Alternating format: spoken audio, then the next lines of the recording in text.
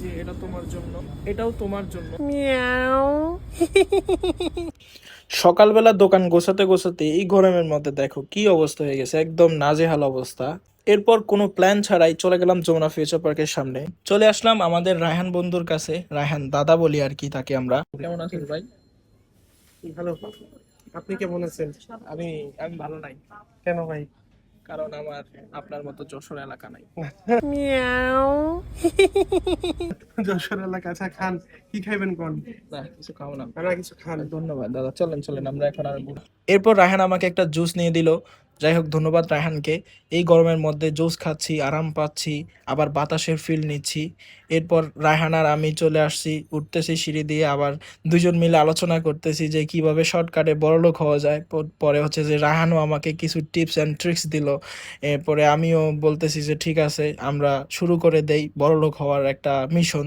এরপর আরেকজন বন্ধু চলে আসছে, ওর সাথে হ্যান্ডশেক করে নিলাম। মেসি। এখন আবার আরেকজন পুরাতন বন্ধু চলে আসছে, আমাকে দেখে হাসতেছে খুশিতে অনেক। দেন আবার ওর সাথে কোলাকুলি করে নিলাম। বন্ধু এমন কোন জায়গায় নিয়ে যাবে, খালি একবার উঠি এদিক দিয়ে উঠি আবার নামি আবার উঠতেছি আবার নামতেছি, মানে বুঝতেছি না এমন কোন জায়গায় নিয়ে যাবে। দেখি দাদা মানে আমার এই গরুটা কি যে পুরুত, একবার নিচে নামাইতাছে, উড়াইতাছে, নিচে নামাইতাছে, উড়াইতাছে, মানুষ মনে করেছিল আমাদেরকে। গজব বেইজ্জতি है।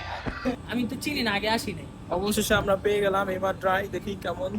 মনে হইতাছে ওইটা কিন্তু এখনো জানি না, লোগো টোগো কিছু দেখা যায়। এখন না হইলে কিন্তু মাই দিম। বাইরে কোন দিকে? চিনি না ভাই। কোনটা কোথায় যেতেছে? কোথায় যে রাস্তা ভাই, রাস্তায় খুঁজে। ও রাস্তা তো আমি চিনি। কেউই চিনে না ভাই। রাস্তা খুঁজতেছি ভাই, রাস্তায় খুঁজে ভাই। রাস্তা খুঁজে যাবার না ভাই। যমুনায় আসলে নতুন এরকমই মানে same নতুন হয়। নতুন এক্সপিরিয়েন্স এমনই হবে। নিচতলায় আছি, 5 নম্বর না ফ্লোর। আপনার উপরে যাইতো।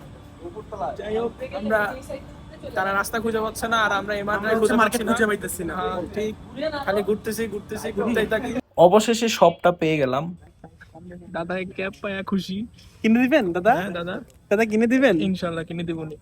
দাদা একটা নিচে জোস, পুরা ঘোড়ার উপর উঠলে আর এখন ছবিটা তুললে অসাধারণ একটা ছবি হবে সেই। দাদা লুক লাইক বিউটিফুল।